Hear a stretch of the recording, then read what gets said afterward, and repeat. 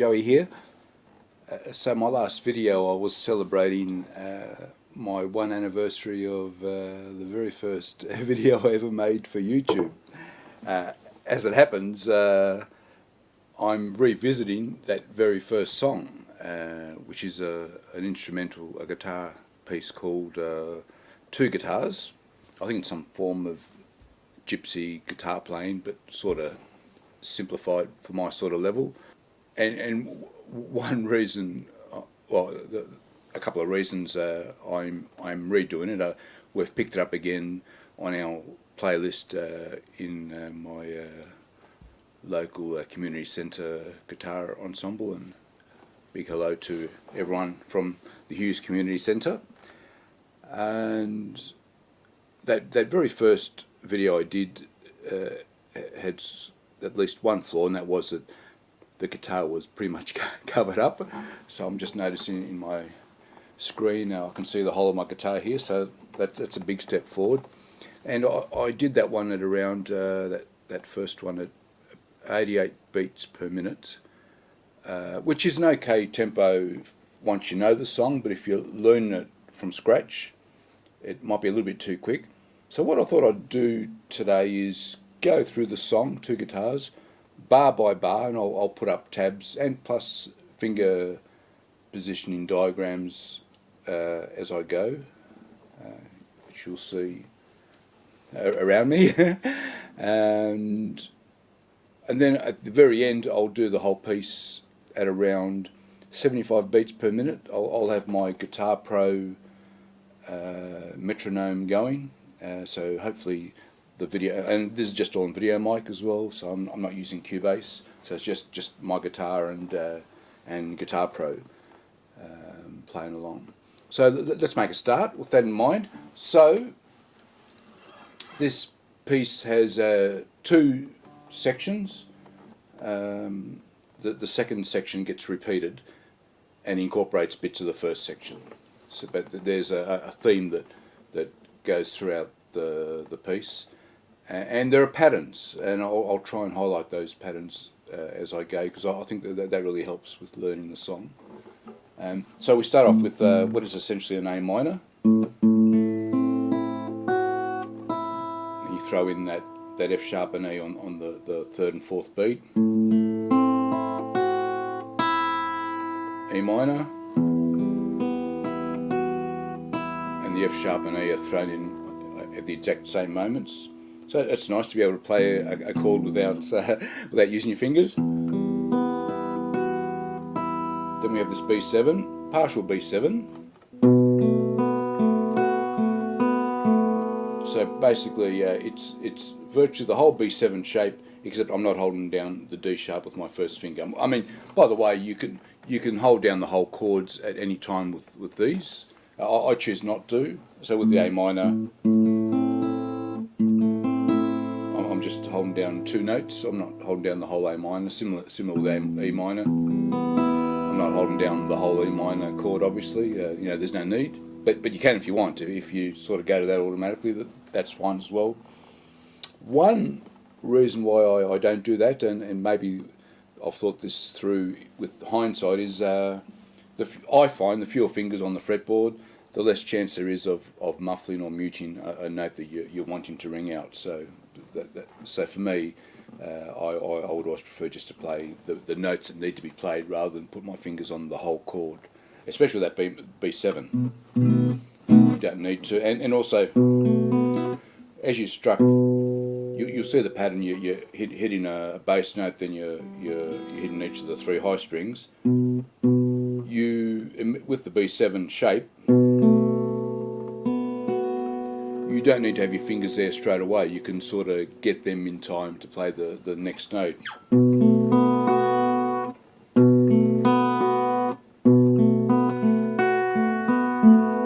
that's that B7.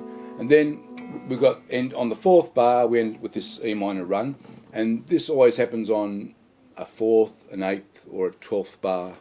This particular run, you end up doing it 3 or 4 times in the whole song.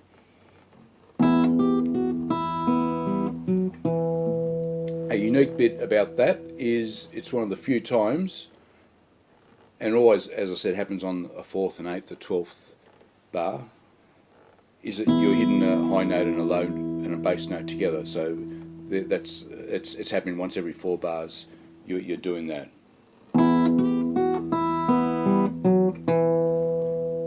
You go back to that A minor. Now you're doubling up.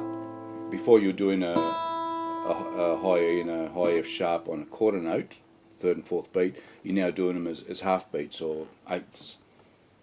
So you're getting them in there twice as eighths. Same with the E minor. Now you get to this funny B. I've written B major 7 sus2 in an attempt to try and describe what's happening there. By the way, that is a real chord. That's it there.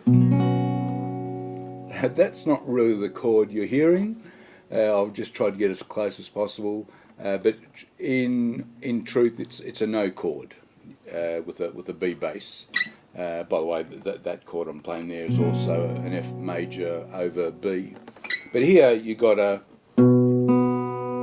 low B, high B, then that A sharp or B flat, however you want to call it.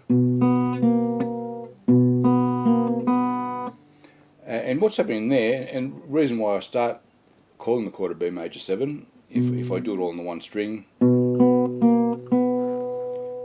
that is the major 7 of the B. There's your B major 7.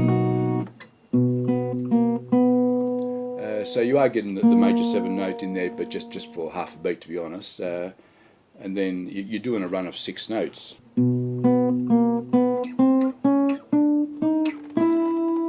Yeah, so you're doing a run of 6 notes.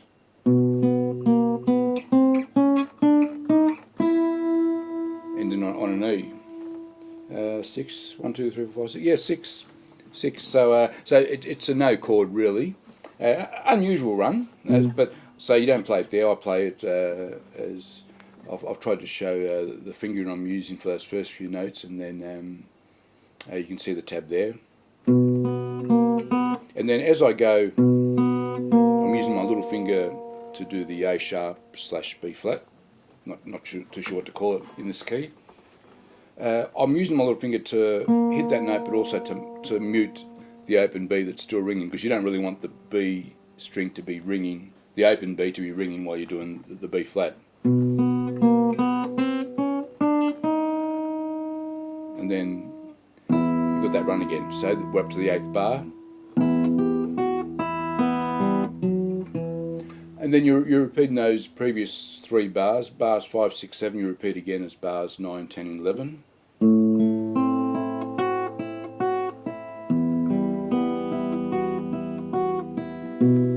Funny B run now again, in the same spot.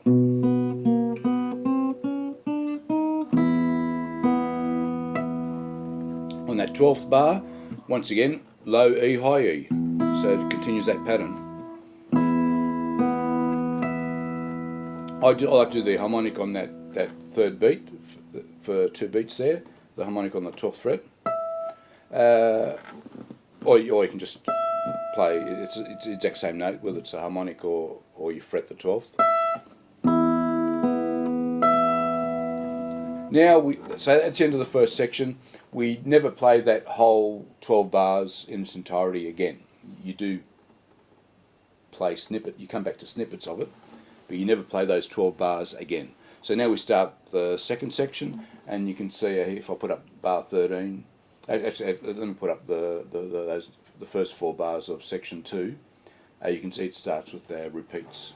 So this next section is repeated when we get to the end of it, and then that ends the piece. Here, this is what I call part 2 high. So this is when we start doing these high bits. We're up here on the 12th and 10th frets. I've called that. It's an unusual note combination. So you got an A bass, and then you're always alternating between an A bass and an E bass, and then that's the pattern for the next 6 bars, A and E bass. Unusual combination of notes. I've called it an A sus4 add 9 because you got a B note and a D note, and then hold that for a beat and a half, it's very important. And that's a half beat. And you're back there for the start of the third beat. And that is actually an A minor, because you've got a A and a C, so parts of an A minor. So, and then back to that half beat, and then you're on the E bass. Here's part of that, the pattern that happens is that the next bit on the E bass is where you left off with the last note of your A bass bar, if that makes sense. Okay, we keep the fingers there. We're now up to the E bass part, and then every bit after this is on the quarter note. So that's all on the beat. So the A bass part always has this timing.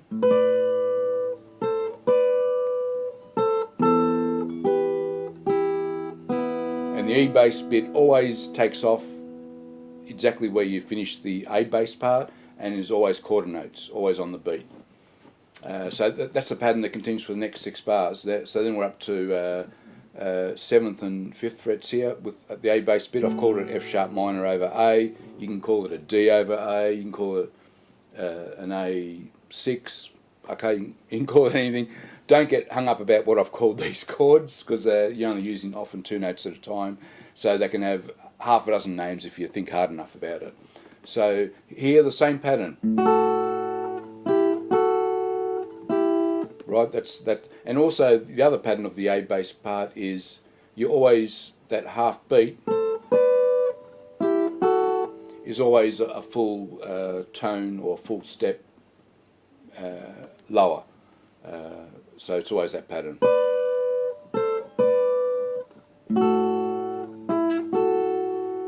Then we end that A bass part again with another half beat of that second bit of the bar, and then that starts the E bass bit, and we keep our fingers there.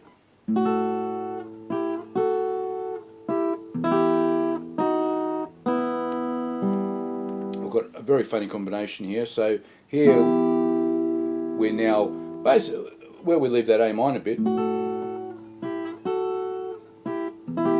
That's basically E minor without the 5th. You've got an E note and a G note. They're basically the notes of the E minor. Here's a funny combination of notes. You've got a D sharp and an F sharp. The D sharp, of course, is the major 7th of the E scale, and the F sharp is the sus2. So basically, those 2 notes form a E major 7 sus2, which we saw previously. So that's just coincidence, I think. Maybe not. Maybe it's all part of the science of it.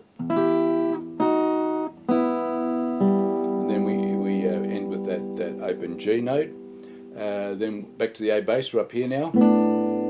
And those notes, which is a B and a D, are an octave lower of these where we started. That was a B and D, this is a B and D. So we've gone 1 octave lower. But same pattern. Now we introduce the E bass for the next bar, and we keep our fingers where we finish the A bass bit.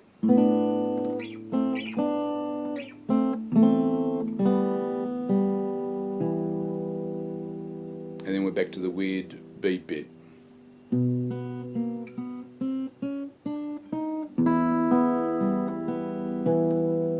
I've called that the interlude because those 2 bars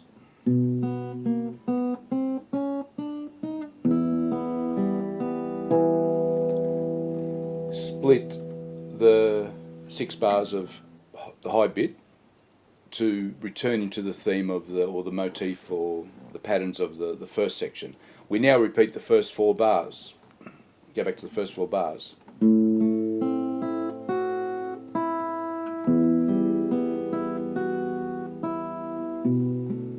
Oops. That's the B7 bit. Yep, my guitar back where it should be. And then back to that E minor run. Back to the A minor. Double ups. funny B bit.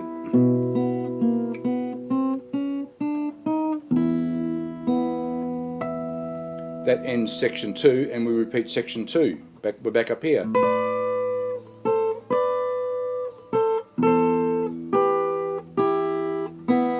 Now, something I forgot to mention earlier about that E bit.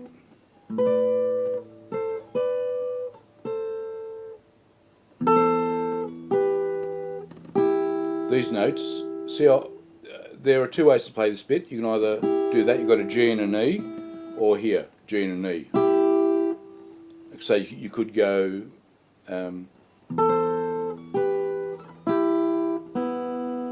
but why do that when you can just leave your fingers where they are? So I've gotten used to, and I think one of the early scores did suggest that finger positioning. So I used to do that and then decided to keep it simple. So in effect, your high E is actually a lower note than this G you're playing on the B string. That's effectively what's happened. You've inverted the notes basically compared to that. But they're identical notes. Now, where are we?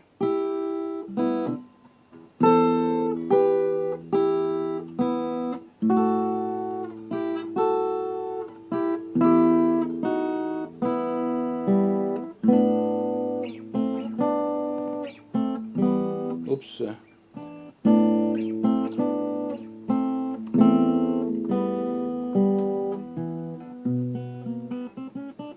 Now, why don't I turn off and get ready to record, and we're going to record. We'll do this at 75 beats per minute. Hopefully you'll be able to hear the metronome coming through Guitar Pro, and that will conclude the lesson.